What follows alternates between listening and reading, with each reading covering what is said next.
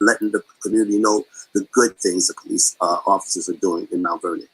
Commission number 31, commission recommends that the Mount Vernon Police Department increase diversity by A, having written diversity goals, B, dedicating a position to the recruitment and retention of members of service, C, dedicating a position to diversity, equity, and inclusion of members of service, D, establishing a formal written policy on improving diversity in the police department, E, recruiting local career fairs and schools that represent the demographic makeup of the city of Mount Vernon, F, sending diverse members of service to engage and speak to community events and participate in career days, G, developing a curriculum in conjunction with both local colleges and high schools to create a course on public safety. There it is right there. That develops a pipeline to the careers in the Mount Vernon Police Department. H, reinstating the Explorer program, the Police Athletic League, or similar programming to expose local youth to law enforcement and public safety careers. And I, collecting and reporting on the data from the above mentioned efforts. And number 32, the commission recommends that all junior police officers interested in becoming a detective must take the skills assessment before becoming a detective. I think that a lot of that 31, everything that it encompasses there, again, would be more helpful if we got more people from the community to be in the Mount Vernon Police Department. And I think I happen to be as a coach in Mount Vernon in basketball. H is a big one for me, the Police Athletic League. I know the mayor spoke about this effort that's being done by this gentleman from Somers who's coming down, and I know Jennifer is a part of it. They want to build this addition to the Gold Center to house the Police Athletic League, but I think it's a great thing. I know I had already promised that the Junior Knights, the street assistant for the Mount Vernon High School, would already be pushed into the PAL, again, just to get things going and initiated. But the reason why I'm here and got involved in this is because as coaching all these young kids, young Black kids, let me just be more specific, it's important that they start to have a better relationship with the police department. It's very important. And so for me, that Explorer program, the Police Athletic League, is a huge thing. Again, because actually they're the ones that's going to really carry this through after we've moved on. It's the youth that's going to be able to make this better. So it just makes good sense that we do it through them. And I have to speak on it, Dwayne. I'm a PAL baby. From Harlem, and then when we moved to the Bronx, we started having PAL. PAL was an oasis for us because it kept us out of the streets. Right.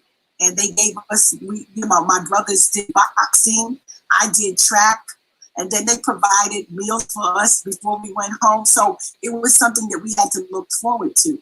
Right. Okay, so, I'm a PAL baby.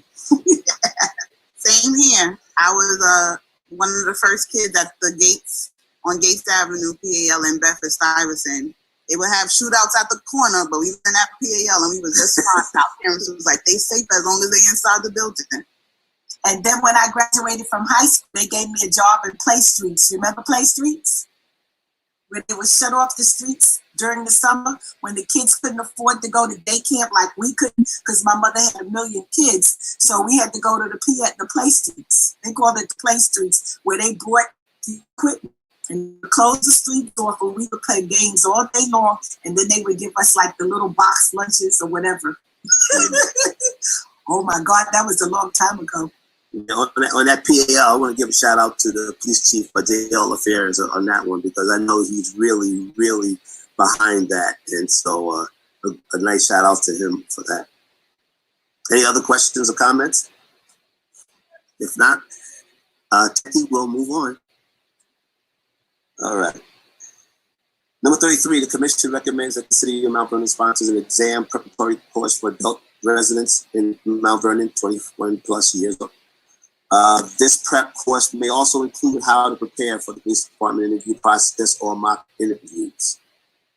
34, the commission recommends that the city of Mount Vernon offer the civil service and examination at no cost to high school graduates who pass the proposal of elective public safety curriculum taught in their senior year. 35, the commission recommends the Mount Vernon Police Department conducting post-office psychological assessments, and ensure that the psychological provider is trained to work in culturally sensitive environments that are unique to Black and minority members of the service. And number 36, the Commission recommends that the Mount Vernon Police Department continue to enhance the new continuous quality assurance system put in place to set standards for internal and external quality review, including 360 performance reviews, supervision, conflict resolutions, and quality improvement measures across all levels of the department. Okay, I knew conflict resolution was in there somewhere. And that's Miss Jenkins, that speaks to the fact that the quality assurance model that I'm bringing in place is basically to look at how quality is run throughout the entire department, right? And it's not just a top-down approach, but how are a grassroots from lower police officers all the way up able to say this is a challenge and how can we get buy-in throughout the organization? And then how do we resolve conflict? How do we make sure that people are being supervised? Supervision is a big deal here, right? Because it can't just be a Likert scale that someone just gets all threes on their review. It has to be a dynamic process that we're getting feedback from the actual supervisors. Supervisors are able to, on the side and on top, be able to look at an officer and say, I don't directly supervise this person, but I've noticed this behavior and I think this is great. Or this should be something that's of consideration, right? And even police officers being able to supervise, to actually give reviews above them, right? So 360 is a big deal. I don't think we see that often in law enforcement, but in sort of the corporate community, that's a big deal. And being able to say you have a perspective of it, not just that manager and that individual, that employee, but like sort of your entire community can give feedback on it and use for development purposes, I think is going to be a different shift that we haven't seen in the department. And also with conflict resolution internally, how do we deal with some of those issues? And then how do we set the scale for better opportunities moving forward? So that's what that is. I knew conflict resolution was in there somewhere. But that speaks to number 36. Did you, anyone have any questions or concerns about this slide? The only thing I will say on number 35 is that, again, from the Citizens Police Academy, David Clark, from the training unit, spoke about an issue with respect to psychological assessments of police officers or potential recruits coming in. And it had to do with the actual person doing the assessment. If they weren't culturally sensitive, the way that potential recruit will come across, it sometimes would be a little, I don't know, maybe intimidating. I hate to say it that way, but so that's a huge thing in terms of the understanding of the culture. So if someone is sitting there and assessing, and let's say someone African American comes in with maybe a stronger or a different slang or whatever, but that doesn't make him a bad or her a bad person. If that person that's assessing them takes that as some kind of a way, then you just lost a potential recruit. And so that the cultural sensitive environment is a huge thing for me. Okay, any other questions? Okay, on we go. Number 37, the Commission recommends that the Mount Vernon Police Department conduct a biennial survey of the members of service to solicit input about employee satisfaction and recommended changes in the department with answers required from leadership. And number 38, the Commission recommends that the Mount Vernon Police Department set eligibility policies for when a police officer would be qualified to be promoted to a new position. Is anything about those things? If not, we can keep it moving. And now this is where we pass the baton over to Co-Chair Danielle Brown, who's going to do the rest of the recommendations. Yes, so we'll move into community engagement recommendations. So let me just. One second. I'm not as tech savvy as I should be as a millennial, but bear with me. All right, here we go. Can you guys see this? Not yet. There you go. All right, so recommendation 39 is that the Mount Vernon Police Department continue to enhance the new MV Well program, which is a community wellness model, which works with the public and private partners, including but not limited to Westchester County's Department of Community Mental Health and the Department of Social Services to develop the overall health and wellness of Mount Vernon residents by increasing social capacity, strengthening relationships, and encouraging self-sufficiency. Recommendation 40 is that the Mount Vernon Police Department consider changing the name from Community Policing Unit to the Community Affairs Unit.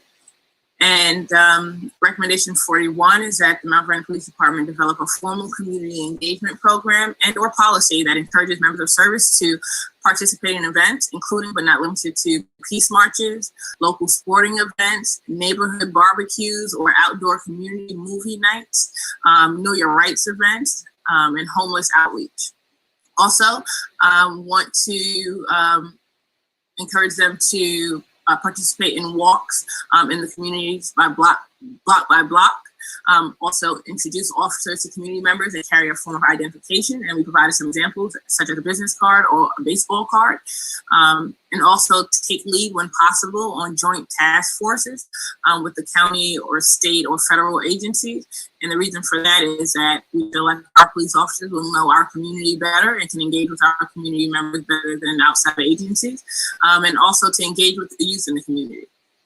So I'll stop there. Are there any comments, feedback, suggestions, or anything like that? I like number 40, changing it from policing to community affairs unit. I like that because when you say policing, it just sounds so negative, you know?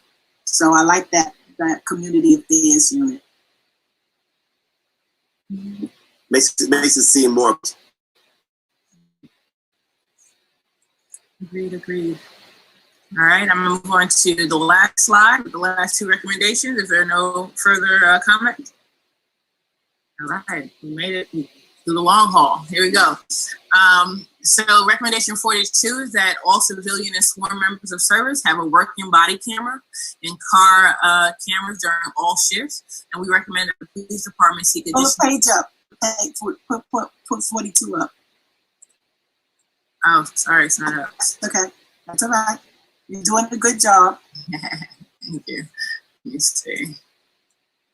42. Yeah, I'm trying to see here. All right, can you see that now? All right, cool.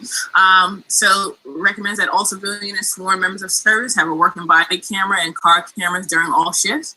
We recommend that the police department seek additional funding to acquire cameras, adequate storage, and the maintenance of the equipment. Recommendation 43 is that offensive military grade equipment not be used or purchased by the Mount Vernon Police Department. And that concludes the 43 recommendations that the commission worked to come up with. And want to take any comments, questions, concerns, feedback regarding the recommendations. I think it's important for everybody to understand about the recommendations behind cameras. It's the one issue where police officers and the civilians and the commission all agree. Because it's one thing where everybody can see what happened, and I think it's a lot easier to evaluate and then come to a determination. But I think there's no doubt that that one aspect as far as body cameras, and if you're on the if you believe in the CCRB, I think everybody agrees that makes everything a lot easier. And I just have one question. My last question is, do you have like a union, the person that's in charge of the union involved in all of this? So we have, go ahead, Coach V. Yeah, we did have the president of the PBA, and he was nice enough to answer and be blunt about some of the questions, answer the questions that we have. I thought one of the things, again, being a former union official, it was good to hear that he was open to the idea. Because one of the issues that if you take a regular citizen who reads the paper and they hear something and they want to know why things take so long, to be adjudicated. He was open to the idea of fashioning some kind of a process, which that would be quicker as long as it's not something that goes to the Westchester District Attorney, which it goes to another track. Yeah. And so it sounds like, while, there's always could be some contentious issues between management and union, it sounds like he was open to some things. Because I think the discipline matrix is going to ultimately, whatever they decide on the CBA, the disciplinary action and the process is going to be huge. It's not just about now that union member. It's also about the citizenry trying to figure out, hey, what's happening? Because if you looked at our survey, 80% of the people in Mount Vernon said that they wanted to have some say in terms of what happens to a police officer if there's misconduct. And that's not to say that, okay, it's going to always be misconduct, but in terms of the CBA, if there's a way to have a quicker adjudication of these cases, I just think it just builds trust. I really do. Right, yeah. I was just wondering with the relationship, if they were able to see the recommendations that you guys have really did a fabulous job on, were they able to see them, the union person, and did they like kind of like go along with the program or have some input? Yes? Yes, they definitely were. Okay, good. And I'm just saying that because as a former school administrator, when you got the union on your side, baby, you can move mountains. You can move mountains. So, as long as you have that relationship, that connection, that collaboration, you can get a lot of stuff done. It made a lot of sense to me that Jennifer and Nick have a good relationship.